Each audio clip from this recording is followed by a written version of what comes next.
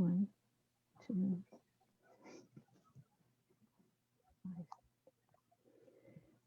five. Okay, Bismillah.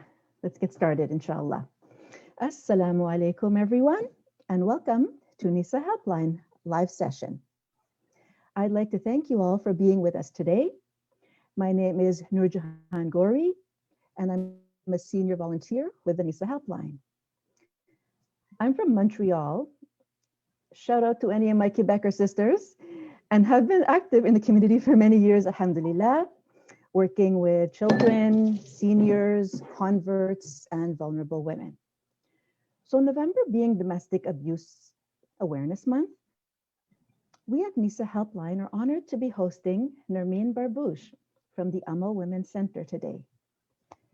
Nermine is an interpreter who uses her expertise to contribute to healthcare, social work, and advocacy for the women in our communities. She is now a board member of the Amal Center for Women. She is caring, committed, and hardworking, mashallah. And she is a friend. I'm so excited to have her here today. She's going to be shedding some light on the issue of domestic abuse, which is not a Muslim problem, but a human problem. And our communities are no less likely or now more likely to be experiencing domestic violence. In fact, I'd have to say it's a symptom of a deeper problem that requires much awareness and education, both at an individual and a communal level, which is why these types of events are so crucial. A massive shout out to all those who organize them and who run organizations such as the NISA Helpline and the Amal Center for Women in Montreal, mashallah. So today, some of the things we hope to learn are how to tell the difference between conflict and abuse, let's say, or the insidious nature of hidden forms of abuse and why it can be so difficult to leave. How to get help, for instance, how to provide help, how to remain safe, and much, much more. So inshallah, I would invite you, as the presentation is going on, to type your questions in the chat, and at the end, we'll have some time for Sister Nermine to answer them. I don't want to take up any more of your time, so with that, I will hand it off to Sister Nermine. Bismillah.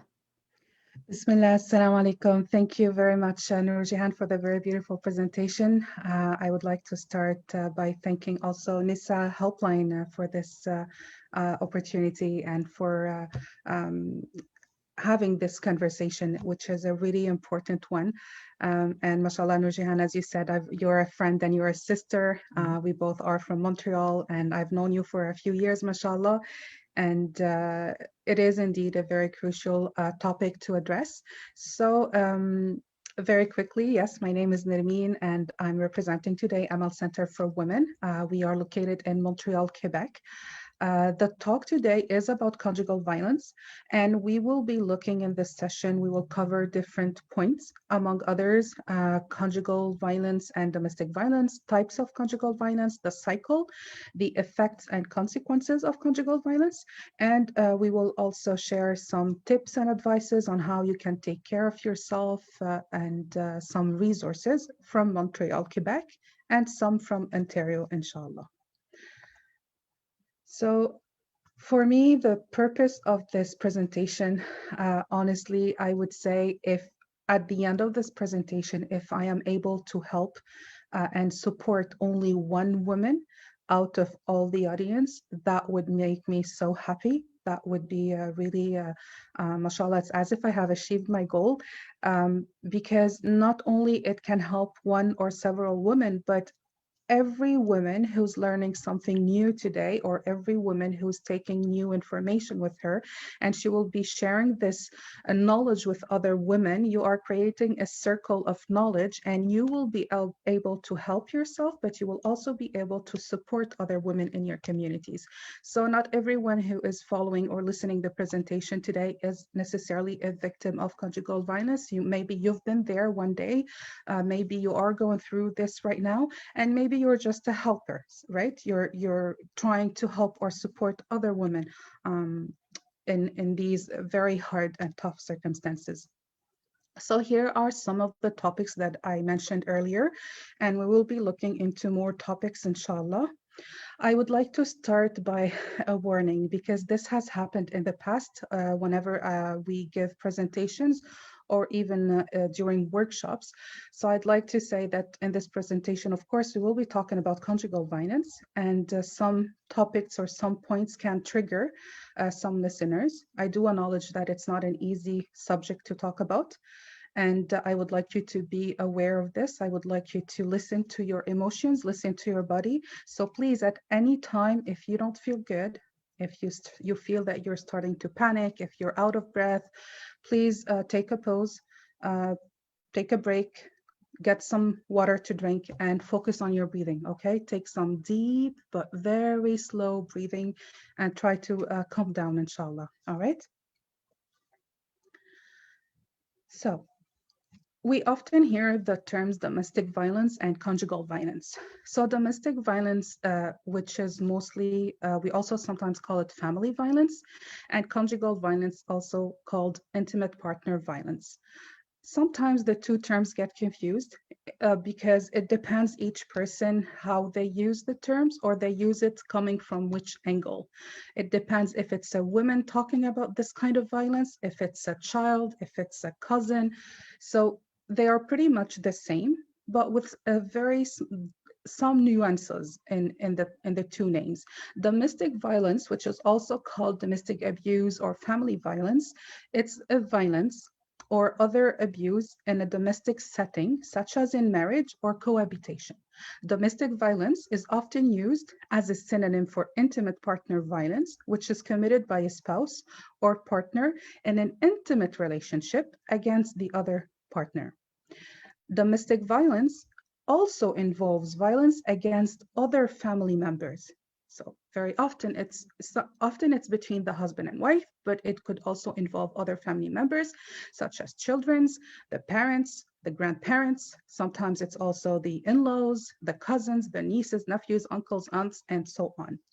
When we talk of conjugal violence, which is also known as IPV or intimate partner violence, it is also a form of domestic violence by a current or a former spouse in an intimate relationship against specifically the other partner. Okay, so I do underline the word former, because I'd like for everyone to also know and understand that conjugal violence is not something that happens only during the relation or while a couple is still together. It also very often still continues after or even during a separation and even after a divorce. Please note that women are not the only people concerned by conjugal violence. In some cases, we also do have men who are the victims and who are also being abused by their partner. So men too are concerned, although the majority of the victims are women.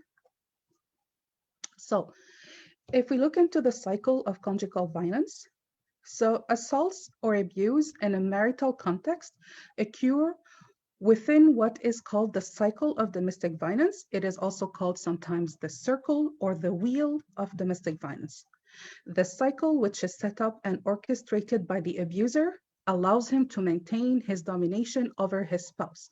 So the main goal, the main purpose that the abuser wants to achieve, it's to dominate the partner, to manipulate, to control every aspect of her life. What is the cycle of conjugal violence? So here we have this schema, and we have four steps. In the beginning, it always starts at the beginning of a relationship or after an argument, the abuser shows himself at his best and acts as if everything is fine. Very often, we also see this in the very beginning of a relationship. So sometimes when two people are meeting, they are getting to know each other, you are falling in love for this person. It starts with tension in a relationship, when the abuser becomes stressed, anxious, the victim tries to help him solve his problems and calm him down. The tension increases and the victim begins to fear the aggressor. Then we have incident or the violence that occurs. The tension builds up, the aggressor commits one or more acts of violence. And after that act of violence, and we will look later on into the different types of violence, what happens? It comes the other phase, which we call justification or reconciliation. So in this phase here, very often what we see the abuser as the person who's trying to justify his acts of violence. He will often say, for instance, oh, but I did this because of you. It is all your fault. You're the one who provoked me. You pushed me to do this. You obliged me to do this. So basically, he's putting the blame and throwing the responsibility over his partner instead of assuming his own responsibilities and acknowledging the act or what he just said or did. Then in phase number 4, we have what we call the honeymoon phase or the calmer phase of this cycle of conjugal violence. The aggressor would often in this phase, sometimes when you see pictures of, unfortunately, of a woman with a bruise in the eye, and the partner is right next to her, and he's holding a bouquet of roses or a chocolate box, for instance. And the honeymoon phase, which I believe is one of the most dangerous phases in this cycle of conjugal violence, again, he will do everything that he can to try and convince his partner that he will change, that this is not him, it was a one-time thing, that actually there's sometimes even gaslighting in this phase where he says, no, that's not what I did, that's not what I meant, you are over-exaggerating, trust me, I love you, I will make it up to you, I will change, everything will be different. And indeed, during this phase, very often, the situation goes back to normal. You are reliving another or a new honeymoon, just like the very first one probably that you lived with your partner. And very often the woman would give up in this phase. She would give up to the man. She would say, you know what? Yes, he can change. He's able to change. He just proved to me that, he didn't mean it that way. And then again, the tension rebuilds and we start all of the 4 phases over and over again. And that's why it is called the cycle of conjugal violence. So as we were going through the details in the other slide, phase 1, it's the climate of tension. So the perpetrator is angry. He could glare at the other person. He gives the other person the silent treatment. And this is one of the worst psychological forms of abuse. We have phase 2, the crisis or the assault. So the perpetrator assaults the other person. It could be verbally, psychologically, economically, physically, or even sexually. Phase 3, we talk about justification. So this is where the perpetrator makes excuses for their behavior and blames you or throws responsibility on you. Phase 4, the honeymoon. The perpetrator asks for forgiveness. That's if they do, because not all of them do. And he will often make false promises, but it will always come back and starts all over again. How to recognize it? So in an intimate relationship, several clues can reveal a case of domestic violence. Some of the signs are when a person, let's say, and you could notice this either on yourself, but you could also notice this on other women. So the woman would say, she will always ask for permission. ask for permission, even for the most simpler things or tasks, like going out for a walk, like throwing the garbage outside, or going out on the balcony, or visiting her family, going to a medical appointment. Some women would even ask for permission to speak, to share their opinion, or to voice their opinion, to get a job, to plan going back to school, etc. A woman is often ridiculed in front of others. She is sometimes pushed. She is silenced in a gathering or at family dinner, let's say, or she's always interrupted when she speaks or expressing herself. Sometimes the woman can hardly speak when she's accompanied by her partner. She's scared to talk. She's scared, or she fears the reaction of the partner. Sometimes she is also gradually isolating herself from almost all of those that she loves. She's isolating herself from her own family, from friends, from colleagues.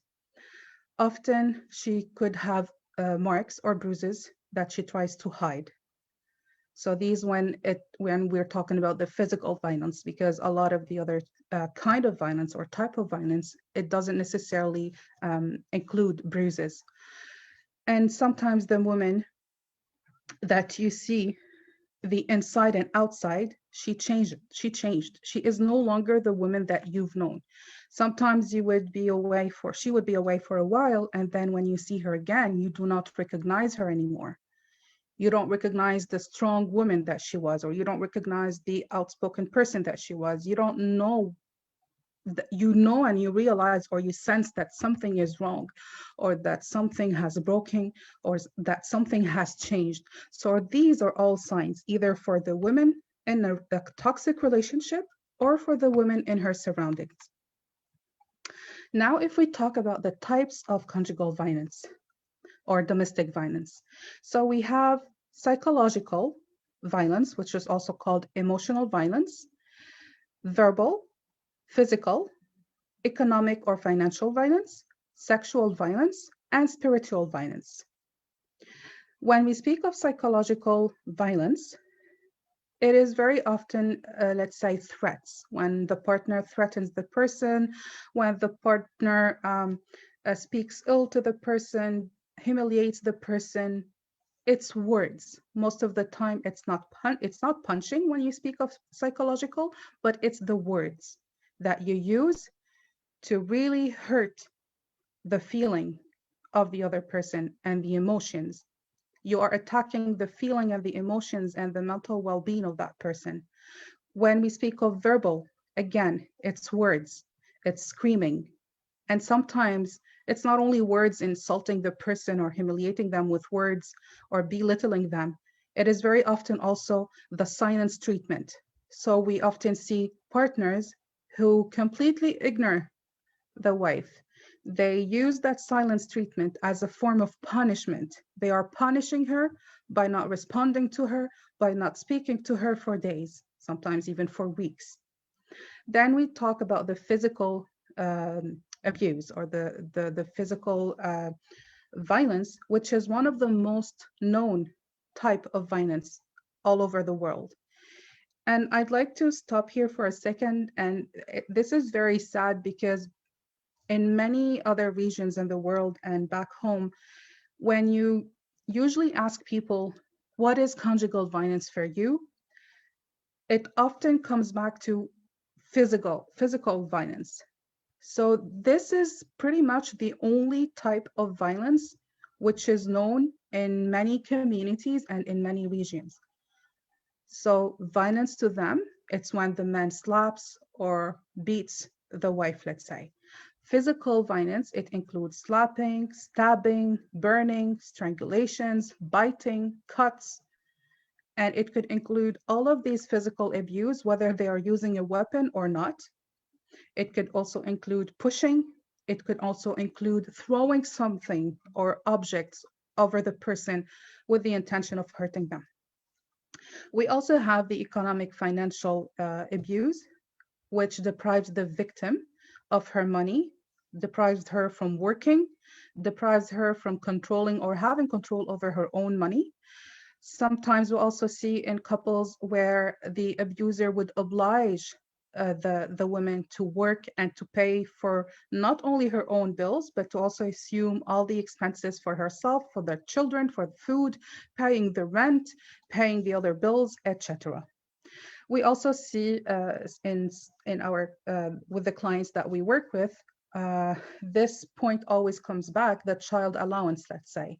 So a lot of the husbands or the abusers would expect or would oblige the wife to hand them back the check, or they will receive the checks of the child allowances in their own name and in their bank account. Another point also, which is not here, it's about joint bank accounts. Very often, a lot of the women, they also suffer from this, where one of the partners obliges the other partner to have a joint account so that he can have control over the money, what's coming in, what's going out. And very often they would manipulate that money, or they would take more than what they have agreed upon. And very often, even after the separation or the divorce, and the account is still on, it still exists. What we sadly have often witnessed, it's that the abuser would actually withdraw all of that money, which is also her money, and he would leave her with nothing at all in the accounts. We also have the sexual abuse, and this is another type of violence. When it happens when there is forced sexual act. So in the time we used to talk about marital rape. In some regions in the world, marital rape does not exist because this is the husband's right, and it's the wife's duty. However, we all know that it doesn't work like that. If you have respect to your wife, if you want to have a healthy relationship with your wife, nothing is ever taken by force. In Canada, the word or the term marital rape have been replaced by sexual assault, or now we talk about sexual assault even between couples, whether they are married or not, okay? I also mentioned pornography because some men would sometimes force their wives to watch pornography. There is also prostitution. Some men, they sometimes would force their wives or their partners or their girlfriends to go out and offer her body for services, and he would take the money. There is also drug and alcohol use during intimate relation between the two.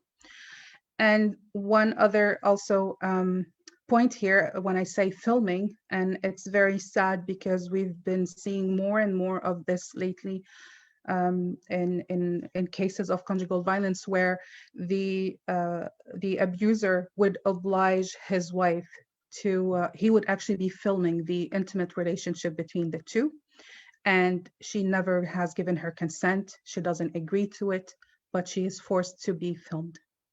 Some men have sometimes even placed cameras in bedrooms. And all of these examples, they all fall under the sexual violence.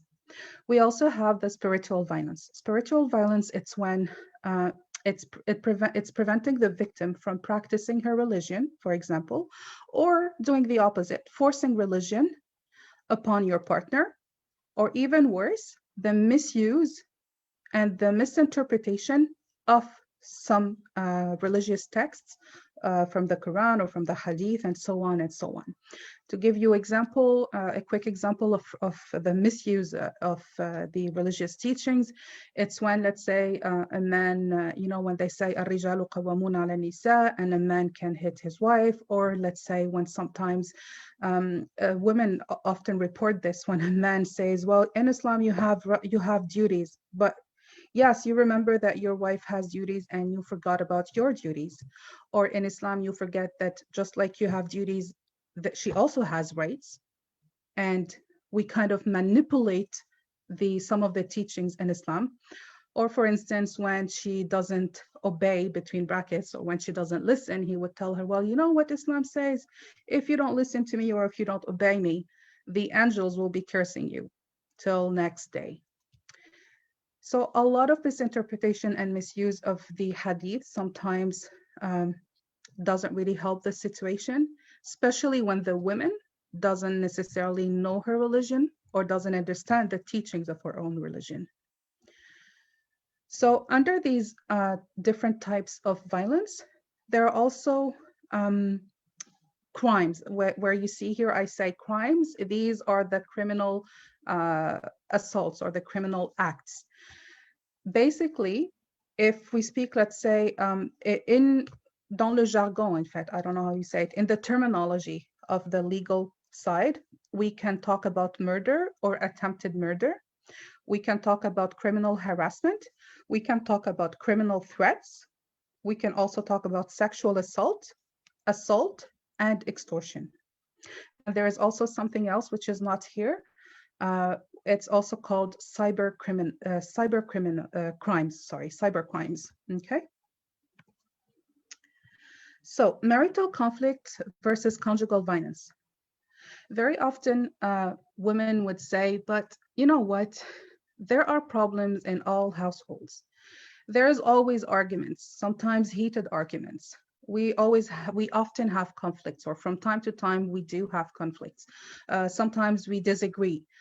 Sometimes we don't get along well. Does this mean that I am living in a toxic relationship, or I am living domestic violence? No, not necessarily.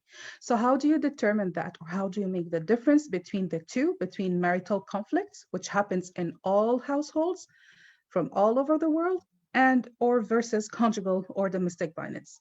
So how to determine the difference between the two? Every marriage, as I said, encounters conflicts. It's common with a marriage to have strong difference of opinion and heated arguments.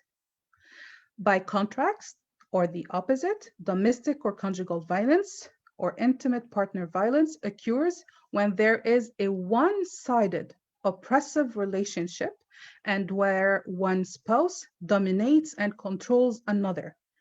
So to make it maybe simpler or easier to understand, and you're the one who can figure this out and know the difference, it depends. It's all based on the intention. What are the intention of my partner? Is the intention and objective of the argument a way of having a normal discussion, a healthy discussion? Is it a way for us to find solutions together? Is it a way for us to take a decision together? Or his or her intentions are only to dominate, manipulate, and control the other partner? So we always speak of shura in Islam. We should have shura between us, between parents and children, between couples. But when do you know that it's an abuse and not simply a conflict? It's when at the end of the day, your partner would say, well, you know what? I'm the boss here and I'm the man. And no matter what you say, I'm the one who will take the decision, not you. Or they would sometimes say, well, you know what? I don't even need your opinion. I don't need to ask you anything. I'll just do things my way. So it's either my way or the highway. Okay. So in this grid here, we have, sorry, give me a second. Yeah. You have the domestic violence and the lover's quarrel. So under domestic violence, the quest for power over the other person, does it exist? Yes. So the use of various forms of violent behavior against the other to force her to submit to him. That's the intention. What's the intent? It's power and control. So violence is the means chosen to achieve power. It is premeditated act. The attacker uses strategies and excuses to achieve his ends. Always under domestic violence. The persistence, is it there? Yes. So the violence continues over time and conforms to a cyclical and repetitive model. What is the impact? So one partner wants power at any cost, and the other must submit to it. One of the partners experiences the impact of the crisis. There is a victim, there is powerlessness and fear, which are established and felt in the relationship. As of the opposite, when there is a simple conflict or a love's quarrel, as we call it, the quest for power over the other partner. Is it there? Does it exist? No. This is the expression of the difference of opinion between the partners. The subject is the issue, not the power. Even if the fight is highly charged emotionally and one or both people become aggressive, each is trying to convince the other person. What is the intent of a conflict? It's to convince, not to have power and control over you. So my point is, I'm trying to convince you of something, of my side of the story, of my opinion. Is there a persistence? The answer is no. The conflict is sporadic. Even if the subject of the dispute arises again, this is not a persistent problem. It is not a cycle. What is the impact of a conflict? So freedom of action and possible spontaneity on both sides. Both individuals express themselves freely without fearing anything, without fearing their abuser or their partner, and so on. So you feel free and you feel safe and you feel comfortable to share your opinion and to speak up. You are not walking on eggshells. Okay, let me take you to the next slide. The next slide here is what we call the wheel. It's the after or post-separation abuse. I'm not going to talk about this into details. I've put it there because I want you to be aware of this and I want you to know that it is there and it exists. You can come back later and look at it again or Google it to read more about it. But unfortunately, a lot of the people, be it women or even our family members, they sometimes think that the abuse or the domestic violence stops right there with the separation or right after a divorce. However, very unfortunately, this is not the case. A lot of the time, and especially in couples with children. So if you're a dad or if you're a mom, if children are involved in this relationship, it is most probably that the abuse will continue because you're not leaving your abuser on your own. You are leaving with his children or you are leaving with her children. So it's both your children, and he will very often use the kids to have control, to manipulate you, to practice what we call discrediting the other person. There is often neglect and abuse in parenting. And one of the hardest, the most hardest type of consequences or abuse, it's the parenting part. It is extremely hard to practice a healthy parenting after a divorce, especially if you have left a violent relationship or a toxic relationship, or if you were married to a narcissistic person. This is extremely hard. There's also the legal abuse, the economic abuse. There's harassments, there are cyber crimes, there is isolation, and so on and so on. But let's just say that everything can change, and let's keep hope. I want you to know that even if you get out of any toxic relationship, you can rebuild your life. If others can do it, you can do it. I'm not trying to focus on the negative here. I just want you to be aware of all the obstacles and challenges that will be facing you so that you can be prepared, so that you know in advance what's going on, okay? But it is possible. You can do it. You can rebuild yourself and you can be happy again and safe again. Now in this slide, we will talk about the unaccepted acts. So what I mean by unaccepted acts, in some regions again in the world, some acts of violence are considered like normal practices, or they are maybe wrong, but they are not necessarily punished by the law. However, here in Canada, these are considered criminal and illegal acts, and they are punished by the Canadian justice, okay?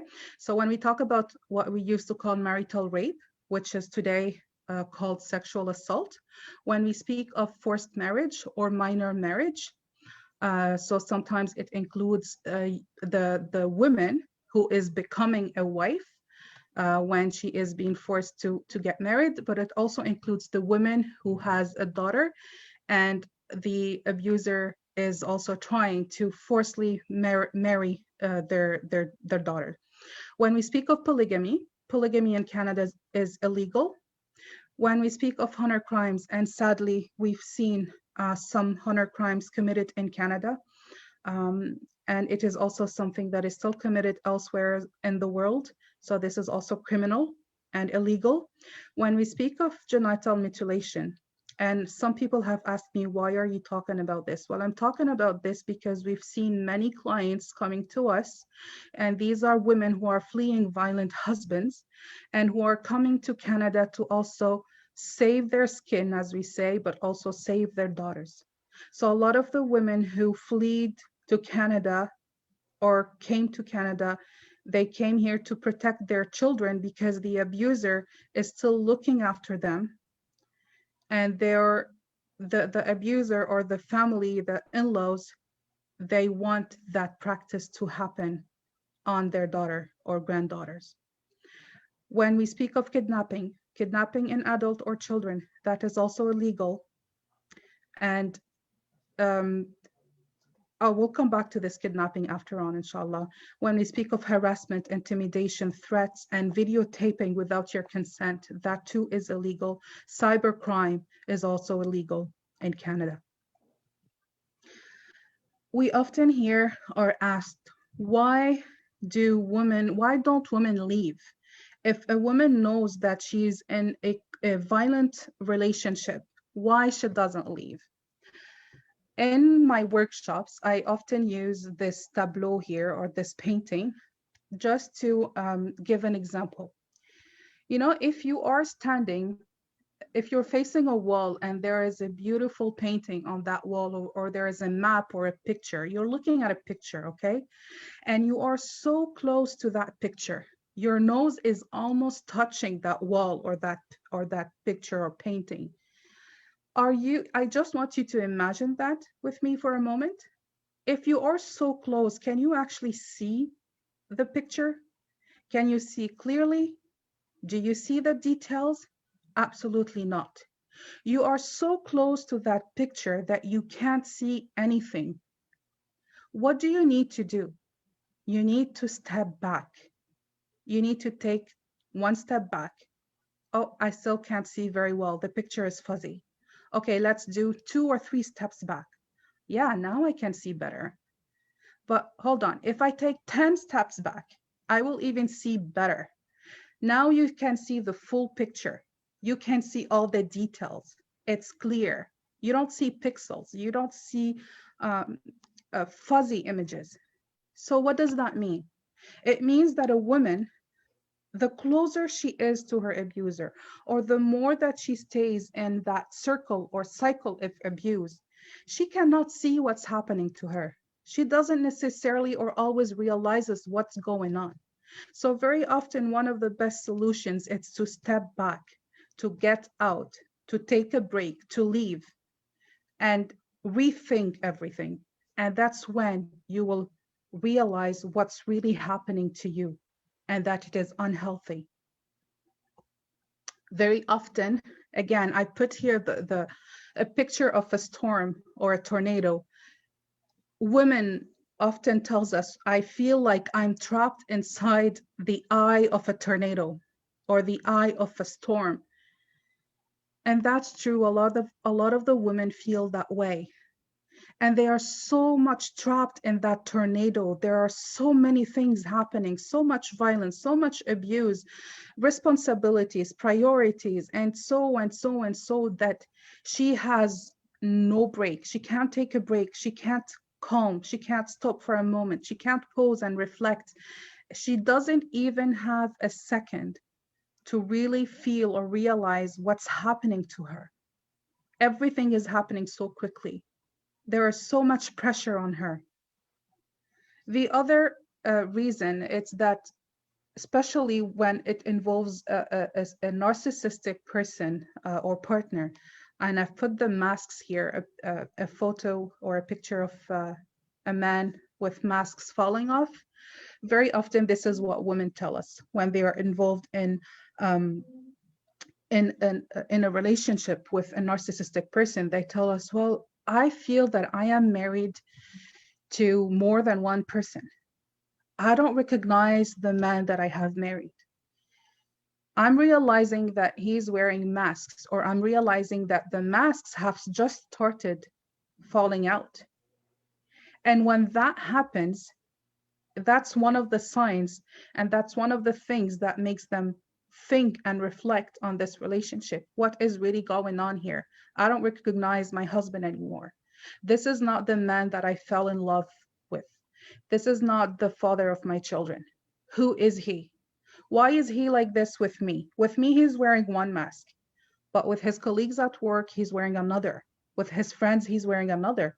With family, when my parents are here, or his parents are here, he's wearing another mask. So who is he? I do understand that it's not easy to leave a toxic relationship, but I want you to know that it is not impossible. It is possible. You can do it. And maybe by trying to understand some of the reasons why it is so hard to leave, for you as a woman who's maybe going through domestic violence right now, or even for the listeners who are probably a family member, a sister, or a colleague, or a neighbor, we are often asked these questions: why she doesn't leave. She doesn't leave because oftentimes she's in shock, or she's in denial. Her dreams are no longer there. Her dreams and plans and projects have been destroyed, or she doesn't want to lose them. And she thinks that by staying, she will save everything. She will save the family, she will save the husband, she will save the children, and all of that future that she was trying to build. She feels ashamed. She feels that she failed. She failed her family, she failed herself, she failed her projects. Sometimes there is also a lot of pressure on these women from family members, from community members, pressure on her due to some cultural or traditional practices. There is social pressure, there is taboos, there is these people that we call the anti-divorce sect, right? No, no, no, no, no. Our women and our girls don't get divorced. There is also these other people, it could be family members, it could be community members. Again, the manipulation or misinterpretation of religious texts or teachings. And the word that I have ended up personally hating, although I don't hate it in reality, but subhanAllah, you know, the word sabr. I am so fed up and I'm so tired from hearing this word. Although subhanAllah, the word sabr in Arabic, which means patience, it is one of the most beautiful teachings and values of Islam. We all need to learn what is sabr. We all need to learn to be patient, but you also need to learn the limits. Allah subhanahu wa ta'ala has never told you to be patient while you are being violated, you are being aggressed, you are being humiliated. You need to know the true value of sabr, yes, but you also need to know your limits. Allah has never accepted injustice. If God is teaching us that injustice is forbidden in Islam, it is forbidden to practice injustice on others, but it is also forbidden, and this is what we tend to forget, it is also forbidden to accept injustice upon yourself. So I am not unjust with others, but I refuse that others treat me unjustly. A lot of the time, women, they also don't leave, or they are too scared to leave because children are involved, because they will become single parents or single moms or single dads, and that is something that scares them a lot. Other reasons, it's the autonomy and the independence. A lot of the time, even the women who used to be very independent, who used to have her job and her money, and she knows how to handle situations, she knows how to navigate through the system. But due to the conjugal violence, she has become so isolated that she feels as if she knows nothing anymore. She feels paralyzed. She feels, okay, I forgot everything. I don't know how I can possibly go through this on my own. and they think that they are on their own, although in reality, you are not alone. You are never alone. One, Allah subhanahu wa ta'ala is with you, yes, indeed. But two, never forget that there are so many services and so many help out there for you. Oftentimes, it's also because of the financial situation. If she is unemployed, if the partner took all of her money, she cannot think straight and she cannot find solutions. She would say, often a lot of the clients, they would tell us, well, I can't even pay for a bag of milk for my children. How do you expect me to pay for rent? How do you expect me to pay for this and that? So the financial situation is also one of the biggest how do you call it? It's one of the biggest challenges faced, let's say, by women. Oftentimes, the women, they would also tell us, I don't know where to go. I don't know what to do. There's also the language barrier, especially when we speak about refugee women, asylum seekers, or new immigrants who don't speak the language of the country they are living in. So they cannot imagine themselves going out and getting help, the help they need, or expressing themselves in the language spoken here. But again, please don't forget, if you reach out to the people of your own community, you will definitely find people, volunteers, who will be there to help you and translate for you, okay? There are organizations such as Nisa Helpline, where you have people who speak Arabic, who speak probably Urdu, English, French. They speak different languages and they can support you. Just like Amal Center in Montreal, we offer culturally adapted services, and we offer services in your language. There is also the legal status of the person in Canada. And this, I'm not going to go into details, but it is so important that women are informed about their rights and about the Canadian system, about the immigration laws, and about the legal system in Canada. Very often, if the woman is being sponsored and she doesn't have her residence, her permanent resident or Canadian citizenship, she often thinks that by leaving him, this would mean that she is going to be sent back home. But certain laws have changed some years ago, especially when it involves women in a context of domestic violence.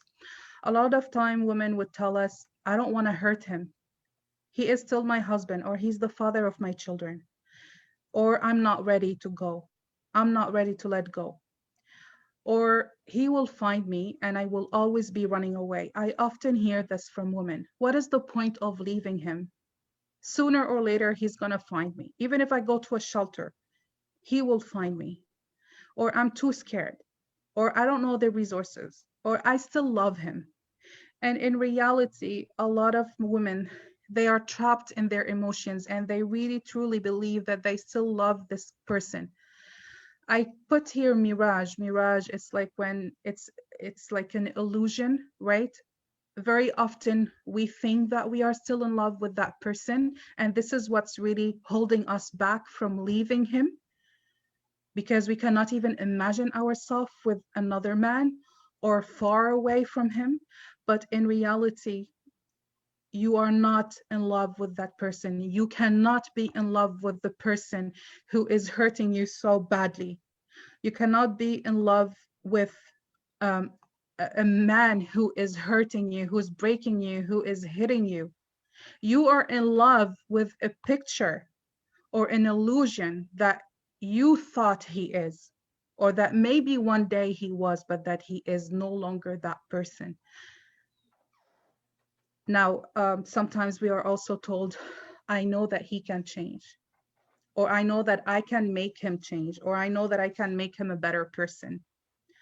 And that in itself is a whole topic. We're not going to go into the details, but these are what is often reported by women. So the effects and consequences of conjugal violence, what's really happening here, it's that women are living multiple losses. Some of the effects here, what happens to your body, what's happened to your mental health when you are living in a toxic relationship. And now I'm focusing only on you as a woman, and we're not even talking here about the children, because a lot of these consequences, they're also applied and felt by your children who are witnessing this conjugal violence or domestic violence. And even if they haven't seen anything with their own eyes, children are not stupid. Our children are smart. Our children, they can feel even if they don't see what's happening. And they see their mom. They see how you were and how you are right now. They know what's going on, and you can trust me on that. So some of the effects, you will start feeling anxiety, stress, depression, anger, fear, panic attacks, insomnia. You can't sleep. You have nightmares. You must take medications now in order for you to sleep. Living with guilt. Some women would do self-harm. Some have suicidal thoughts, or they even try to commit suicide or have planned a suicide. A lot of the women, especially the ones who go to school, they often tell us, I can't study, I can't work, I can't do anything anymore because I forget. I forgot my children at the daycare. I forget what I read 2 minutes ago. So a lot of episodes of forgetfulness, and that is all due and related to stress, to anxiety. It is all linked. There is lack of concentration. There is loss of self-esteem, weight loss or gain loss. There is impact on your mental and physical health. There are changes in your humor, in your mood. It also involves isolation, decision making. Some women, they are no longer able to take the normal decisions that they used to take. They cannot plan anymore. Some of the consequences, it's drug addiction, medical addictions, food addictions. Fear, living in fear and not knowing what's going to happen in the future, so the unknown, these 2 points here, they paralyze women. Women feel paralyzed. They are so scared that they cannot move anymore. They cannot take decisions. They cannot leave. They are so scared from the future and from the unknown that they don't imagine themselves out of that cycle. Very often, we also have the same comments coming back. Women are scared from parental child abduction. And it's very unfortunate, but this is something that has happened many times and continues to happen even today in Canada and Quebec. Travel restriction in Canada versus countries of origin. So this is also related to the parental child abduction. A lot of the women and a lot of the social workers here in Canada and Quebec who are not familiar with the laws of other countries, they don't know, for instance, that a woman who is separated, if she goes back home with her kids, while some countries elsewhere in the world, the husband can put a ban or can put a red flag at airports where he will not allow the women and the children to leave that country anymore.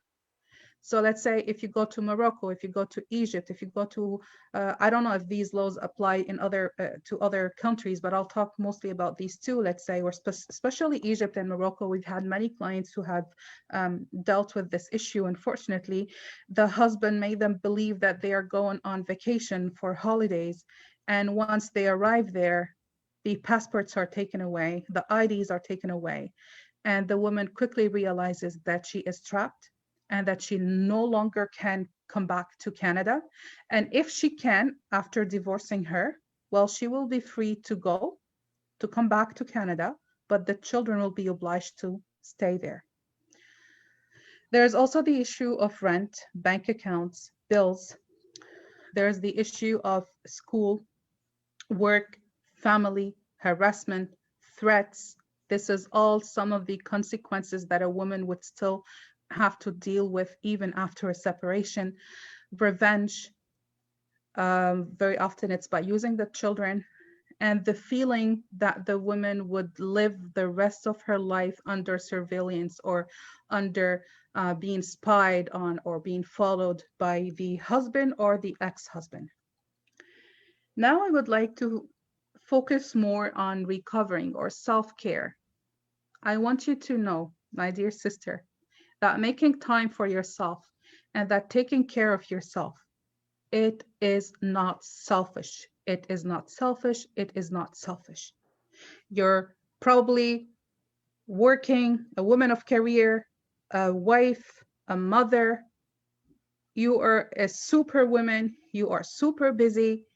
Everyone on your list is a priority except for yourself. And very sadly, a lot of the cultures in the different communities, we were always or often told that, you know what, my children are my priority, my home is my priority, my husband is my priority. And then if you put a list of priorities, and if I ask you to put yourself on that list, you won't be number one, you won't be number three, you won't be number 10, you will probably be at the very bottom of that list. And that is so wrong, especially if you are in a toxic relationship. You absolutely need to take care of yourself. Self-care is one of the things that can save you, that can save your soul, that can save you and get you and prepare you and make you ready to leave. There are different types of self-care. It could be physical. Take care of your health. Go out and walk. Do dance at home or do sports, or just go out and meditate. Sit at the park and look at the nature. It could be so many things that you can do. It could be emotional self-care. Listen to your emotions, listen to your body, forgive yourself, show compassion to yourself, show kindness to yourself, be good to yourself. Because if others are not good to you, you must be good to yourself. There's social self-care. Like you have been so much isolated, or you have put so many boundaries. You need a support system. You need your family, you need your friends. Sometimes some women say, no, I don't need my family. That's okay. Some of these things might not apply for everyone, but you absolutely need a social life and you need a support system. You cannot go on and live isolated for the rest of your life. This has a terrible impact on your mental health. Your spiritual self-care. Yes, it is important to spend some time alone, to do some meditation, to do some prayers, some dua, read Quran, do yoga, connect with nature. Do whatever you want. Just take care of yourself. There are the personal self-cares. You know what? I love drawing. I love baking. I don't have time. I don't feel like it. No, refocus on the things that you love. This is so crucial for you. You need to take time for yourself. I don't say I don't have time. Even if it's 5 minutes a day, just take 5 minutes. I'm not saying spend 30 minutes or 1 hour. No, take baby steps. But please do the things that you like, that you love, that makes you feel happy, that you enjoy. It could be a warm bath. It could be staying in my pajama all day and watching TV. That's okay. It's fine. No one is going to punish you. You can do that. You have the right to do that. You are allowed to do it. Just do it. Okay? Then you have this, what we call space self-care, right? Very often we know that with people who suffer from depression, let's say, the house is always dirty or not, or disorganized. There is a lot to do, but you don't know where to start, or you can't even imagine yourself, let's say, washing all the dishes. It's okay. You know what? It's important to do it. I understand it's hard, but let's take baby steps again. Even if you have to do one corner of one room in a whole day, if it takes you a whole day, if it takes you 3 days to clean up your bedroom and reorganize it, that's fine. If it takes you a week, that's totally fine. There is no deadline here, no rush, but do it. And you will see how that will make you feel so good about yourself. To have a place, or even just if it's your bedroom, when you see it clear, clean, smells good, it looks good, you will feel good about it. There's also the financial self-care. When it happens, when we talk about savings, when we talk about budgeting, how you will manage your money. Sometimes it's also women, it's your money. and you do have the right to buy yourself presents. You do have the right to pamper yourself. I want to go and have a massage. Oh, but it's expensive. No, it's not expensive. You know, go on and have that massage or have that pedicure or go to the salon, spend money on yourself. You deserve it and you have the right to do that. Work, time management for work, place boundaries, put limits, create a positive working place for you, learn a new stuff, allow yourself to take break times. You can do a lot of things at the same time, yes, but at the same time, we are human. We are not robots. We are not superheroes as we see on TV. All right. So please practice self-care. It is absolutely important. Be good to yourself, as I said, and show compassion. Um, you don't need to wait for others to make you happy. You can make yourself happy. You can take the little things or do little things and you will see how it will make a big difference in your life. So what was I saying here? Yeah, absolutely. Learn to take breaks. Learn to be your own priority, please. Please, that is absolutely important. I know it's easy said than done. I'm myself, I'm guilty of that. You know, I'm so busy with so many things. I rarely have time for myself, but I'm really trying to oblige myself. But alhamdulillah, even if it's once a week, that's more than enough. Okay, but do take baby steps. And please do not hesitate to get professional help, to reach out to your local centers for healthcare and social services. Your mental health and your physical health are both linked. You absolutely need to take care of yourself. If you don't take care of yourself, how do you think you will be able to stand on both feet and take care of your family, of your children? If you fall, who's going to take care of your own kids? So don't be ashamed of getting psychological help and psychosocial services, be it with NISA Helpline or other community organizations. Know your limits, please, and respect them. Learn how to say no. Learn how to say enough. No, I cannot do it, or I don't want to do it.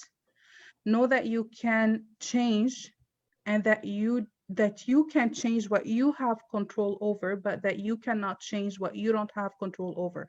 So your own space, you do control it and you can change it. It is so important that you identify the simple or little things that make you happy and do them. It is so crucial that women live what we call small success by achieving tiny projects or actions. In order for you to feel revived, in order for you to stop feeling that feeling of failure, you need to succeed and you need to feel that success by doing very simple things, by achieving very small projects. We spoke about injustice earlier. We spoke about the value of sabr. So yes, please practice self-care because you deserve it, because you're worth it, because no one else will do it for you. And by taking care of yourself, you're also taking care of your family. Very quickly here, we have what we call moral and legal obligations and what's the difference between the two. So when we speak of moral obligations, it is which arise from the individual conscience and whose enforcement cannot be obtained in court. We often speak of the duty. So your moral obligation is your duty as a citizen and as a human. It also includes violence or acts that could harm others or endanger life.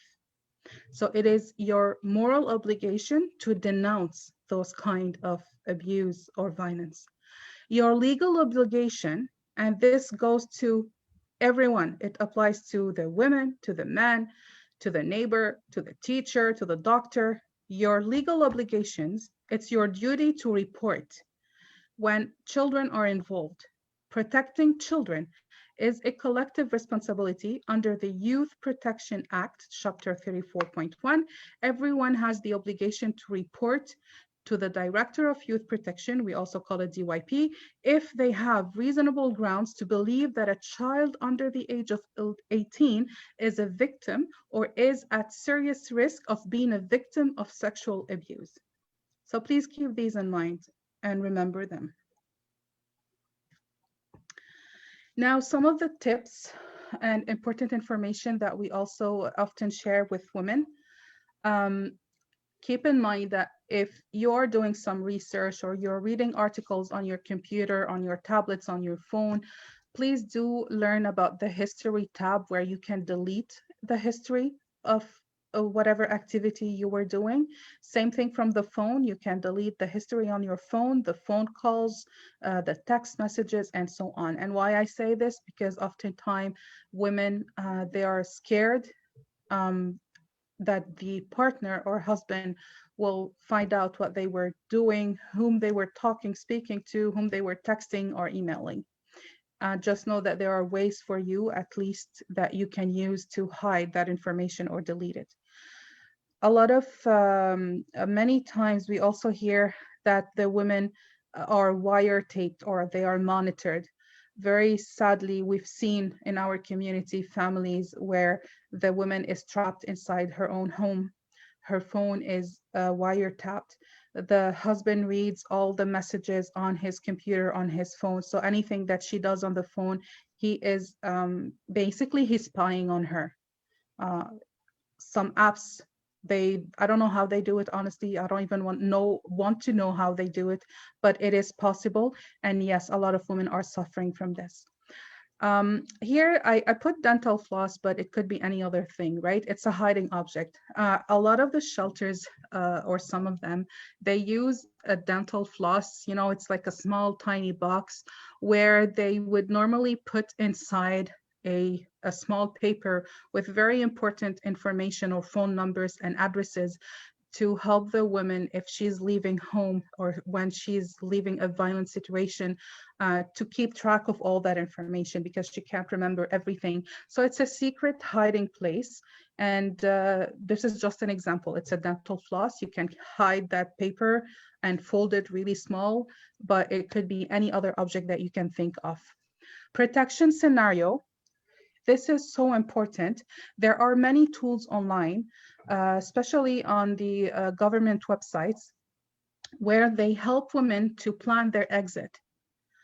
And later on, I'll show you, we will come back to it probably very quickly.